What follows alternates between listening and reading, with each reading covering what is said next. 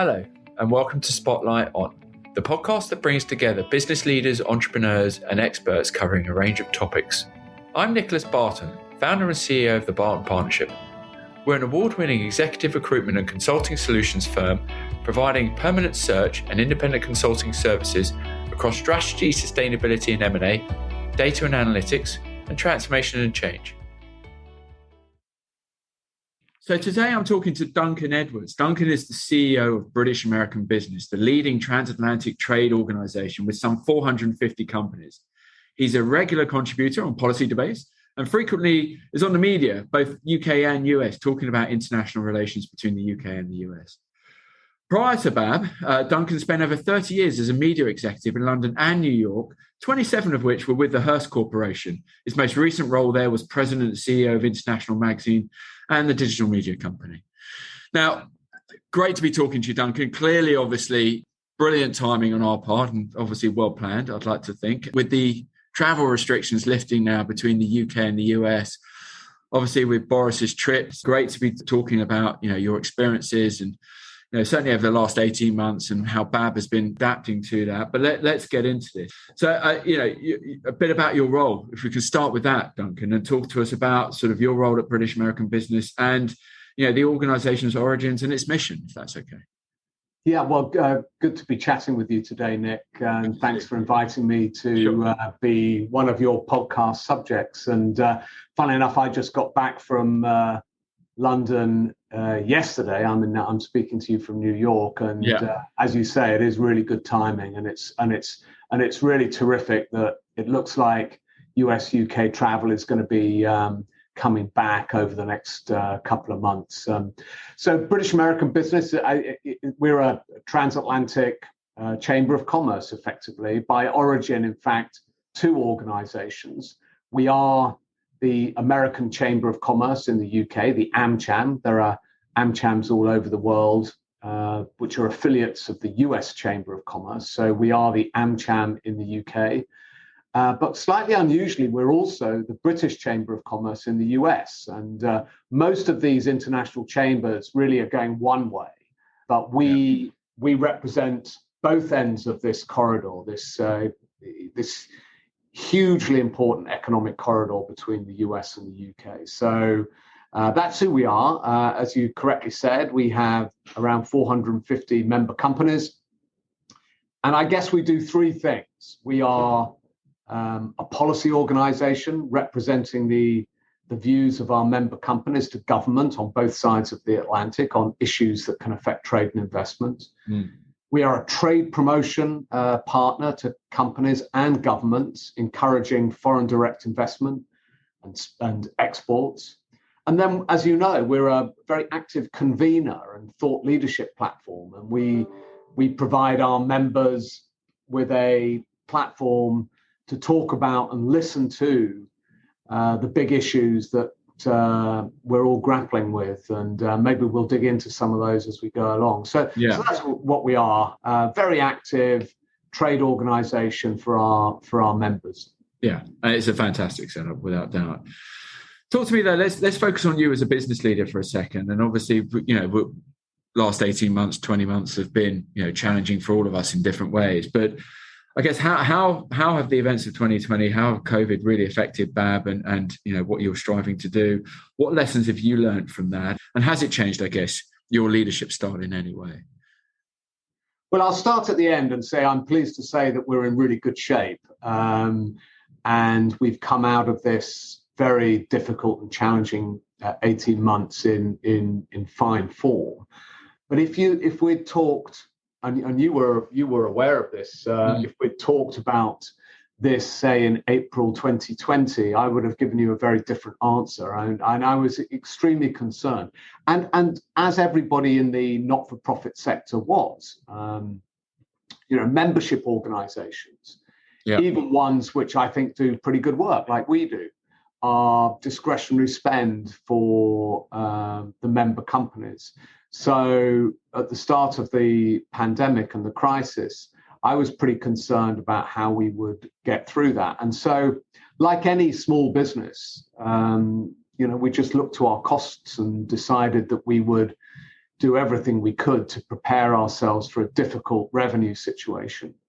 So we reduced our headcount, mainly, I'm pleased to say, through natural wastage. We took advantage of the various government options in the US and the UK, so furlough in the UK and the PPP in the US where we could, reduced our external spend, and all the things that sensible management would do. And we've kind of rethought how we work. We pivoted to a remote format pretty seamlessly, and it's all worked out pretty well. In the end, our revenue during the year ended up being ahead of plan, amazingly. And so with the reduced costs, we've ended up with a pretty good surplus as a result. On the point of management, it's been really interesting, and I think that the tools that have been available to all of us, like the one we're using now, Zoom and Teams and all of the other conferencing tools, have enabled managers to get even closer to their teams in a way. And so, we've had every 2 weeks, we've had a town hall. Listen, we're a small organization, and so it's not difficult for us. But so it's really flattened the kind of hierarchy.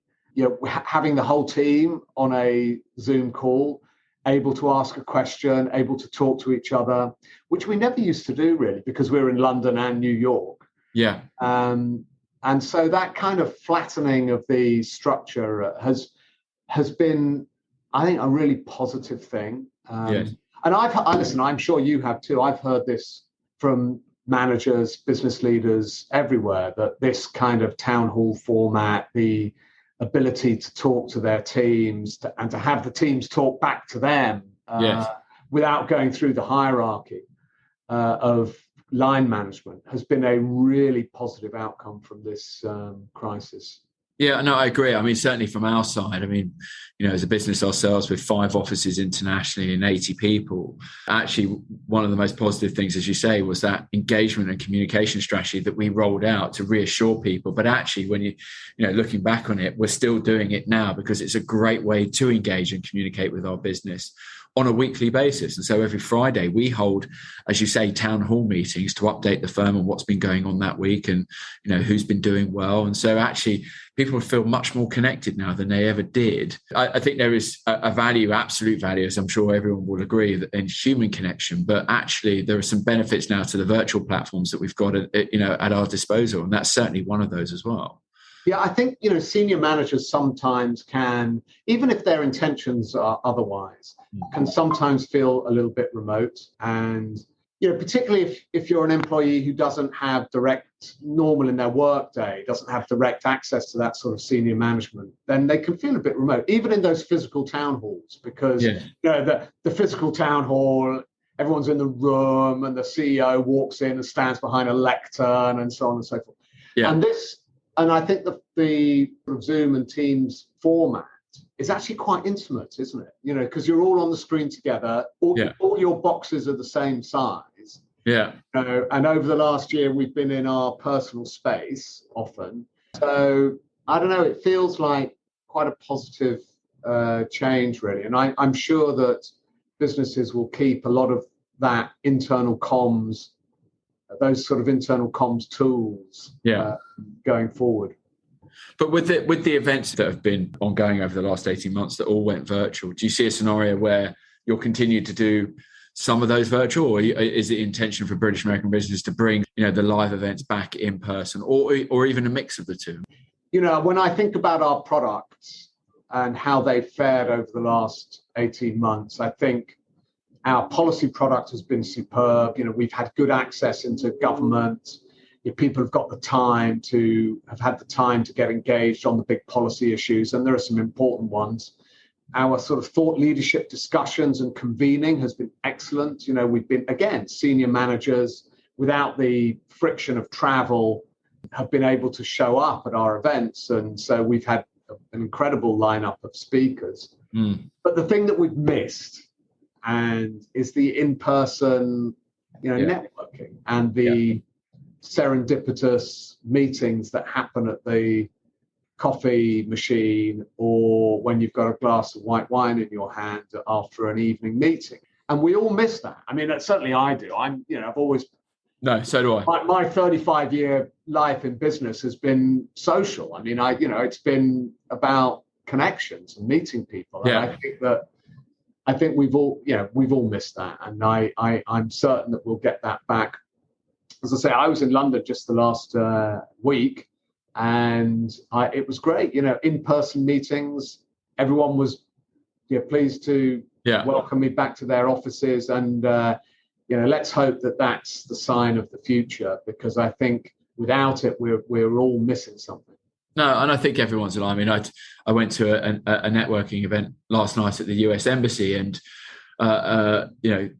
gave someone my business card. I haven't given anyone a business card for 18 months now, and even their response to it was, "Oh, wow, a business card. I didn't even bring mine." And people are sort of getting back into that mentality of actually. We all have to remember to pack our cards again. I forgot to take mine to London. Right. How did I do that? Why did I forget? Yeah. So when you reflect back over the last 18 months, again, just from the perspective of you as a leader, anything you would have done differently in hindsight? I mean, anything that, in reflection, you thought, actually, if we did this or we could have done that, etc. Was there any sort of key learnings from that? You talked about, obviously, the town halls, etc. as well. But with the benefit of hindsight. Yeah, well, with the benefit of hindsight, I would not have cut as much cost as we did. We ended up, stripping back people and resources and so on. And it turned out that we didn't need to do it. But, I'm...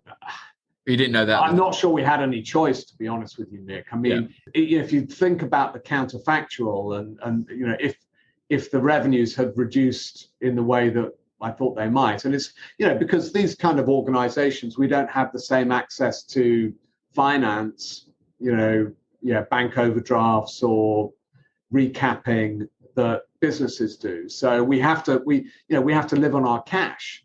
And so I was very, very concerned about cash management throughout the whole of that time. And, so I suppose in hindsight, we didn't need to cut as much as we did, but I'm glad that we did.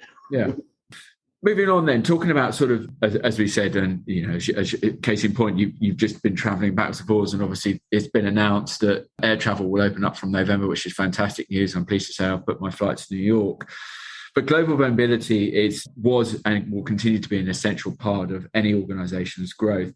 During the last 18 months, when you've engaged with the BAB network and its membership, what impact have you seen across the membership around their inability to sort of move between the two countries? As you said, we've moved to a virtual world, but actually beyond that, has it had a detrimental impact on the membership for British American Business, not being able to sort of travel? I mean, undoubtedly, the fact that the US and the UK air corridor was effectively closed for a year and the US longer had a negative impact on businesses. And I'm talking particularly about small and medium-sized enterprises. Yeah. Large companies that have got a established management team in both countries were able to pretty much sail through this because they had senior management. If you're a US company and you had senior management in the UK, you were able to just go through things. But SMEs, smaller and medium-sized companies where the senior management were, have multiple roles, both in terms of business development, sales, customer relations, and so on, had and were used to seeing their customers and their suppliers regularly. That was where the impact was most badly felt. So, and to be honest, that's why it was harder to really convince both the US and UK government that this mattered, because they would say, well, these big companies, they're able to carry on. What's the problem? Yeah. They weren't really thinking about smaller companies. And so there was a definite effect. And the effect was really around delayed decisions. So smaller companies who might have opened a new office or who might have hired more people or might have introduced a new product, delayed that decision because, quite rightly, they're not going to bring on a new supplier if can't go and see the factory, or they're not going to open a new office if they can't go and see it. So that was where the big issue was felt. Hopefully now, with the US government's latest announcement that they'll be reopening in November, we can move back to some form of normality. But there are still frictions, by the way, Nick, in labor mobility, and the job's not finished. We're very concerned about the visa availability in the US, for example. It's tough to, if you're a UK company and you want to move someone to the US, it's pretty tough at the moment to get a visa or even an appointment at the embassy to apply for a visa. So really tightened up over the last 2 years, and we need to continue to put pressure on the US government to get back to the old kind of more open environment. But how much do you put that down to COVID versus the administration's view? Because obviously Trump's Hire America, Buy America slogan, whatever it was, clearly was focused on restricting people moving to the US and sort of hiring local talent, etc. Biden's come in now, doesn't feel that there's been a radical shift in any dramatic way. Obviously COVID has played a part in that. Obviously Boris Johnson in the US, no sign of a trade deal right now. Do you still feel that there is a hesitancy with this new administration around sort of opening up the borders, even with the COVID challenge right now? Yes, absolutely. I mean, in fact, the Biden administration not only continued the Buy American, Hire American theme, but they actually strengthened it. One of the first acts of the new president was to strengthen the mandate that any government spending anywhere across the states should be spent on American suppliers. And, I genuinely think, I don't think COVID is the issue. I think that's a red herring. I think it is a genuine attempt by the administration to reduce the supply of skilled labor in order to force wages up inside the United States. So I think that's the reason why the visas have become less easily available. And, it's I guess it's a strategy, but I think we need to be honest about it. And we believe it's to the detriment of the United States. I think having a more open, listen, there have to be rules, we understand that, but having a more open approach to labor mobility. And by the way, this is not immigration, because this is temporary, and there is a distinction. Visas. There's a massive distinction. So this is people on L visas, on H visas, on E visas, coming because they want to contribute to the US economy. They think they can do business here. So it's a positive thing. Pay taxes here. Listen, I completely, as an SME ourselves trying to, establish a US proposition, this has been a main challenge for us. And, the strategy for the business is to absolutely build a local team, but to train the local team, we need to transplant, some of the guys here from the UK into the US to enable that to happen. And that has been very challenging. I know it's been very for the last couple of years. And there was an expectation, a hope that with Biden coming in, there would be some relaxation around that. But as you say, it seems to have gone the other way, which has caught a lot of people off guard, right? It has. And so, as we think about our core policy work on behalf of our members for the coming 12 months, labour mobility will continue to be right up there as a key priority in all aspects, both the travel situation, removing that friction, but also the availability of visas. And ideally, we'd like to see visa availability expanded, particularly between, the US and the UK, incredibly important economic partners. And, why wouldn't there be an easing of visa restrictions? It would make sense for both sides. Yeah. Beyond sort of global mobility, et cetera, obviously with COVID, what other challenges have been fed back to you that the membership have been experiencing over the last couple of years? And how have BAB been supporting organizations on these challenges? If we think about the last year, then, the first half of the last year, so late 2020, we were working very hard on the free trade agreement discussions that were very active and quite positive, actually, between the US and the UK. So we were regularly providing input to both the US and the UK negotiating teams, and then acting as a vector for feedback to our members after each round of negotiation. So it's disappointing, frankly, that those free trade agreement discussions are on hold. But instead, what I think we've been focusing on are some of the things that might be achievable outside of an FTA. Top of the list is data.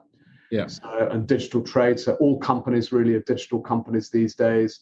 All companies need to be able to transfer data between the US and the UK.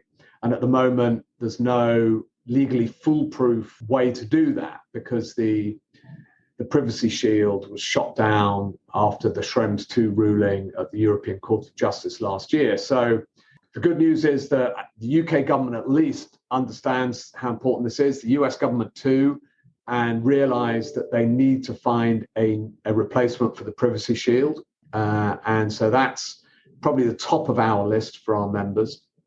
But there are other things too. I mean, quickly, I would run through, there are still tariffs in place. There's Section 232 tariffs on steel and aluminium that is made in the UK, which is crazy. So we'd like to get rid of those.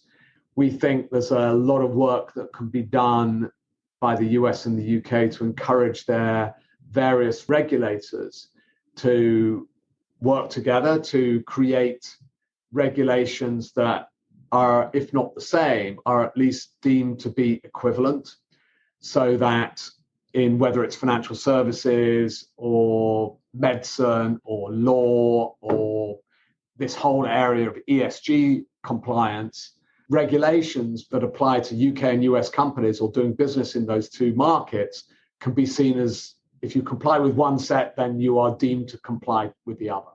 And that would take so much cost and friction out of companies' expense line. So that's probably the other big area. Okay. In The Forward to Belonging, this was a book written by a friend of yours, The Key to Transforming and Maintaining Diversity. You acknowledged the economic case for diversity in the workplace and highlighted the importance of allyship. Can you expand on this, though, and talk about some of BAB's own inclusion and diversity initiatives, please? Yes, Belonging is a book written by Sue Unerman, who I've known for 100 years. She's a senior executive at WPP, and she wrote a book called The Glass Wall, which was really about gender diversity and inclusion in the workplace. And Belonging takes that a little bit further and talks about all forms of inclusion, and particularly the need for, frankly, people like you and me to get engaged in this issue in an active and meaningful way and to become allies. And this is an issue I feel very strongly about. And it isn't always easy because guys, always with the best intentions, sometimes can worry about you're saying the wrong thing and so on, when they're trying to do the right thing, but sometimes are worried about saying the wrong thing. So I'm a huge fan of this concept of allyship and getting engaged. This has been all companies, responsible companies at least, have an active DE&I program. Absolutely. And understand how important it is to be both doing something and seen to be doing something. So we run a program called the STIR, which is a series of events thinking about and looking at the changing cultural nature of the workplace, and that includes all forms of diversity and inclusion, and the other ways in which the workplace is changing, of course, like the remote employee and so on. So we're very, very active on this, and you're constantly learning. And the economic case comes from a series of McKinsey studies where it has been shown that the more diverse a workforce, the more likely you are to achieve better than average earnings. So I think it was always the case that people thought, well, it would be a good thing to do, but does it make sense financially? Yeah. And now that case is proven. So on average, the more diverse your workforce, all the way through, up to and including boards, the more likely you are to outperform the mean in your industry financially. So let's get on with it. Yeah, absolutely. Let's talk about sustainability and ESG. So as we've talked about, obviously the Prime Minister, in the US right now, we've got the big event coming up in Glasgow. You highlighted that clear and shared regulatory objectives should be a priority for the discussion between the two, particularly in relation to ESG considerations. On this, can you share some of the details around what this could look like in practice and how BAB is supporting its wider community with ESG objectives? Yeah, happy to. I mean, we've been running a series of events on sustainability throughout the year, and we'll continue to do that through COP and into next year. I think this is an issue, clearly, like the DE&I issue. This is never going to go away. I mean, it's huge, and boards.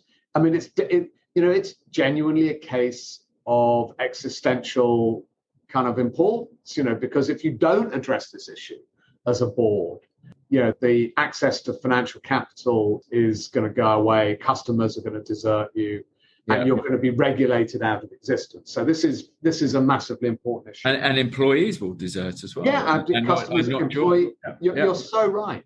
Yeah. So I think the point that we are trying to make is that in general, boards, CEOs want to do the right thing, but what there isn't really is clarity about what the right thing is. So in a sense, boards, and there are so many different standards and benchmarks and so on. It's really an acronym jungle. There's so many different things. And what we're suggesting is that government has a role to set the standard. Tell us what you want businesses to do. Be clear about it. Be clear about the emissions targets, the diversity targets, the sustainability targets that you require from businesses, and then businesses will comply with that. And at the moment, it feels a little bit like businesses want to do the right thing, but are also being asked to define what the right thing is, and that doesn't feel right. So, look, there's a lot of work going on. TCFD is now mandatory as a reporting requirement in the UK.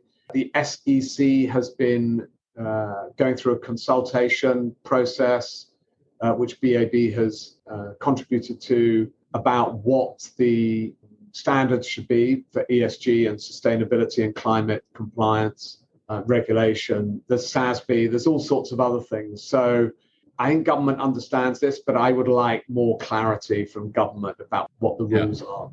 Yeah, well, hopefully there'll be some impact and output, significant output from Glasgow in the next couple of weeks. I hope so. I mean, I think it's going to be touch and go, to be honest with you, Nick. Yes. I mean, even the rhetoric this week seems to be sort of more managing expectations now than we're going to get stuff done. Honestly, it's so difficult. And chairing COP, as the UK is a really tough gig.